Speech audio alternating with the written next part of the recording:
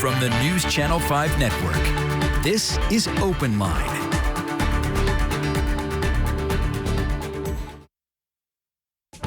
Hello everyone, welcome to OpenLine. Glad you're with us. We are going to have fun tonight. This Transparency Tuesday. We are going to look at how the stories that you see on Channel 5 are put together. And I'm very happy to have with us Forrest Sanders. He's a News Channel 5 reporter. Forrest, thank you for being here. Thank you for having me, Ben. You are a solo video journalist. Yes. I want to read some of your accomplishments. Okay. I know this makes you uncomfortable. A little. 30 Emmy Awards. 30 Emmy Awards. You are the NPPA, National Press Photographer Association's Solo Video Journalist of the Year in 2018 and just in 2020. So that's for the whole country. Yes. So I'll do a quick explainer as to what a solo video journalist is. Yes, that's what I want to ask. Well, yes. I feel like it's one of those things that it has a number of different names. I think the most common way that we put it in the business is multimedia journalist, an NMJ. So what that means is that is a reporter who does their own photography. So I'll write a piece, I'll edit the piece, of course before all of that, shoot the piece, and it's very much it's my baby that I'm putting out there for the world. I feel like there's a lot of connection that comes to the story when you're that involved. Some people do not enjoy doing that sort of thing. I'm one of the rare people who actually really likes it.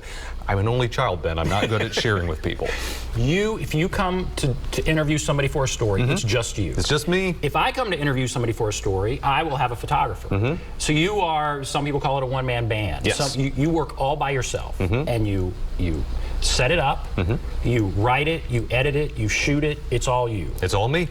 And so as we kind of want to be transparent about how we do things, it makes total sense to have you come on and talk about, what you do. And so, all right, how is it, let's start with your day. Okay. A typical day here at Channel 5, I'm going to ask how you get your stories. We're going to play some of your stories here in a moment, and they're fantastic. Thank you. But how does your day start? Well, we all start in this morning meeting, and that's where we come in. We have pitches that we give just from our various contacts that we have. I've been working in the Nashville area for about 13 years, so I know a few people at this point. I'll check in with some of my contacts. Hopefully, I've got something that's already set up when I come in. Then I toss out a couple of stories. We talk about it as a group.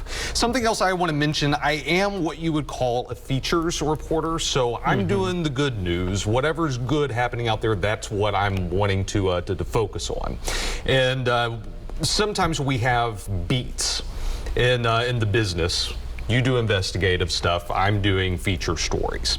And I started doing feature stories a couple of years ago when the pandemic really kicked in. I'd always done feature stories, but that with the start of the pandemic, there was kind of a thought of, why don't you focus on this sort of storytelling to bring good news into, especially at the start of the pandemic, time that there wasn't a whole lot of good news that was going on. So anyway, point being, that's kind of my beat at this point. I'm doing that pretty much every day. So I toss out a couple of those stories. We figure out what works best for our newscast, and then I just launch from there. And then I'm just running and gunning and trying to get it done in time for the newscast, because we do turn these things around in a day, because or at least I usually do. There will be the occasional story. If I talk to the powers that be about it, I'll get a little bit of extra time, an extra day or so to work up something really special. But most of the time, that story that I'm pitching in that morning meeting is going to be on TV at 5 or 6 o'clock. Which is remarkable. So you've got to go do the interview, convince the person to talk, go shoot all of the video, and then come back and edit it before it goes on the air that night at whatever time. You got it, but I've been doing this for 15 years. So I'm used to it at this point. It's interesting to me that people are, impressed by that are like, oh, this is going to be on TV tonight? They think that it's going to be next week. Well, I think you know this. When you call people, what really surprises them is that you want to talk to them that day. You're like, you're going to have to give me more time for that. It's like, no, we got to go now. This is going to be on TV tonight. We can't mess around. Yeah. This is going to be on tonight. Yeah. And you're a very features, deadline driven. You're very deadline driven. You're a features reporter, but you haven't always been a features reporter, obviously, right? You don't start in this business as a features reporter. Not usually. I did what would be called GA, general assignment, for about 13 years. And I had always done the occasional feature story before that. Sometimes I did them just on my own time. And then, it was with the start of COVID that the person I was working for at the time told me that they wanted me to focus on doing features all the time. And that stuck. And when I came over here to News Channel 5, that was also what they were interested in, was me continuing to do feature stories. But I hope that you'll see from the source stories that we'll show later on that I say feature stories, and I think people get all sorts of different images as to what that is. I'm hoping that the sort of feature stories that I'm doing are the type that'll have some substance to them. I do stories about a lot of people who are overcoming something. They've faced obstacles. I'm hoping that there's some real substance, some meat to these stories. That's the ideal situation with what I'm picking up. How hard is it to convince people to speak, to share themselves in this way, to go on TV, to give their time and even bigger just of themselves? How hard is it to convince people to do that? Usually, I think that you've got this a lot harder than I do, because hopefully, in most cases, people are rolling with it because telling their story. Sometimes you are dealing with difficult subjects to talk about, and I have to step back, have a conversation with somebody about what are we comfortable talking about, what's a comfortable way to approach this. But for the most part, and in part it's because a lot of the stories that I'm doing, people have contacted me, or I know a friend of theirs who's reached out to work their story. I'm not having to do a lot of convincing. So those doors sometimes have been kind of the doors have been cracked open. Usually, yeah. And now we're going to play some of your stories here in a moment.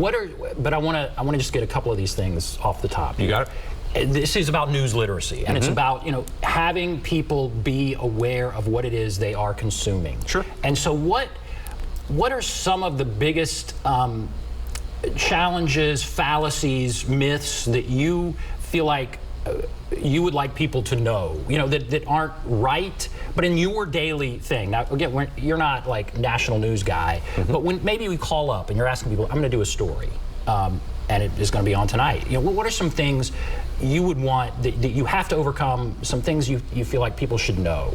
Well, I think one of the things that people don't immediately think of is just what a small operation I am. Because, especially during the period of time of COVID, I wasn't going into a news station for about 2 years there. I'm just editing all of this out of my room. It's like I'm doing my editing right here. I sleep literally 2 feet away from there.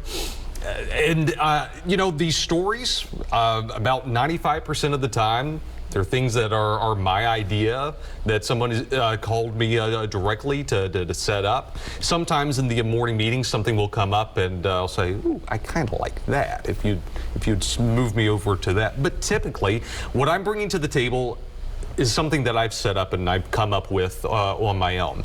I always feel like as long as I've got an interest in something, hopefully that translates to the viewers. And then I'm going out and shooting it, writing it, and cutting it myself.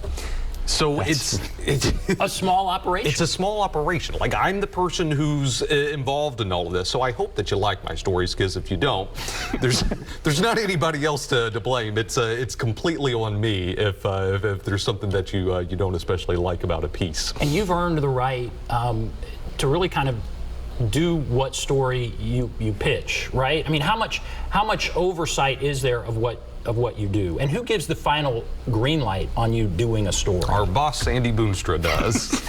Yes, me too. But they've been great.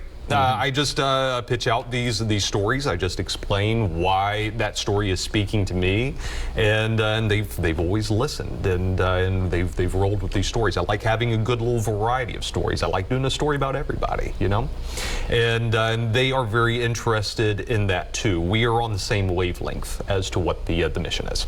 All right, so that sets the table.